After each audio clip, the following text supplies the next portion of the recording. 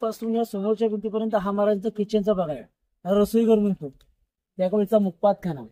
रसोईमध्ये काय असतं? आपला खलबत्ता, आपला मिक्सर, त्या काळामध्ये उखळणे मुसळ, चूल असतं रांगेमध्ये आपण म्हणतो ना कालच्या काळचा खलबत्ता बसणे उखळणे मुसळ.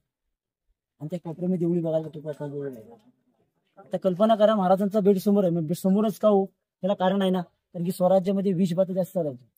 एवढी निगराई होती महाराजांवरती ना, की महाराजांचं जेवण वाढलं की ते जेवण 3 ठिकाणी टेस्ट करत जायचं, प्राण्याला, पक्ष्याला आणि माणसाला. मग ते महाराजांपर्यंत काही होऊ शकत नव्हतं. आज समोरचा बेड पाहतो ना, हे दिल्लीचं ऑफिस, हा दप्तरखाना त्या काळचा, आता सचिवालय. 365 गड किल्ल्यांचा गावकऱ्यांचा जो काही कागदूप ठरवला जायचा, त्या समोरच्या सदैव ठरवता इतिहासामध्ये म्हटलं त्या काळचा दप्तरखाना समोर पाहतो. त्याला इतिहासामध्ये म्हटलं गेलेलं आहे राजांच्या त्या काळामध्ये जी बाहेरून लोक येणारी मिठी, त्याला आपण त्या काळामधलं म्हणतो दिवाणे खास.